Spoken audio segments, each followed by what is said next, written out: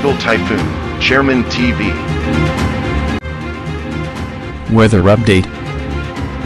Helping homeless people. Please subscribe.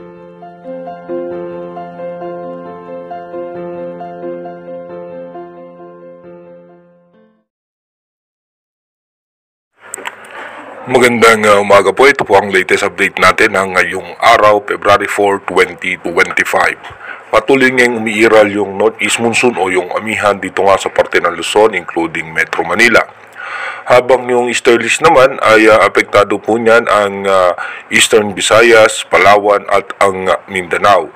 Ayon naman po sa ating advanced weather forecast ng European Center, na meron nga tayong mga posibilidad na low pressure area na bububuo sa loob at labas ng ating Philippine Area of Responsibility.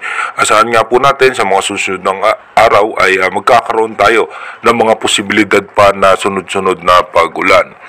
Dito po sa ating rain map animation, mamaya nga pong alas 3 ng hapon, expected nga po natin na maayos at magandang lagay ng panahon, maliban lamang po dito sa may eastern section ng Bicol region, dito po sa may Polillo Island at northern Luzon, extreme northern Luzon, may mga tsansa ng mga isolated rain shower.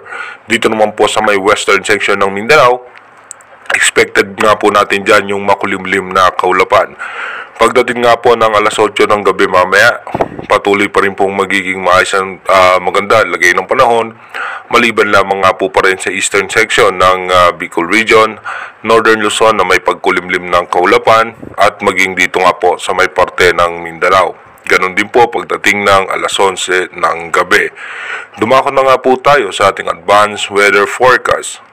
Dito po sa ating advanced weather forecast, meron nga tayong possible low pressure area sa labas ng Philippine Area of Responsibility, pero ito po ay mababa naman ang tsansa na maging isang ganap na bagyo dahil posibleng lumakas pa yung northeast monsoon dahil magkakaroon nga po ng high pressure area sa parte ng Taiwan.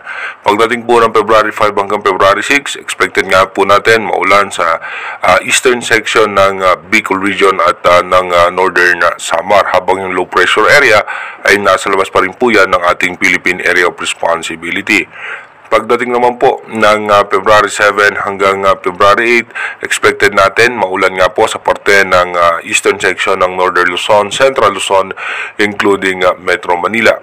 Pagdating naman po dito sa may Palawan at sa Mindanao, may mga tsansa rin po ng pag-ulan. Pagdating naman po ng February 9 hanggang February 10, asahan natin mataas ang tsansa ng pag-ulan sa eastern section ng Central Luzon, dito po sa may parte ng Metro Manila, Bicol region, at dito po sa may parte ng northern Samar.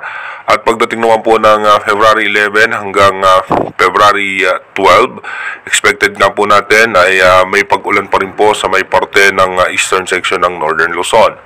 By February 13 hanggang February 14, dito may mabubuong low pressure area po yan by February 13 sa may parte ng extreme northern Luzon, pero mababa naman ang chance niyan na maging isang ganap na bagyo at posible rin po yung malusaw.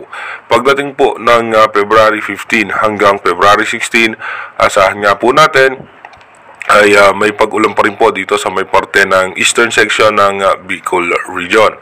At pagdating naman po ng February 17 hanggang February 18, magkakaroon po tayo ng low pressure area or posibleng sama ng panahon dito nga sa eastern section ng Visayas, at asahan natin na magiging maulan ng parte ng Visayas, Palawan at ng Mindanao.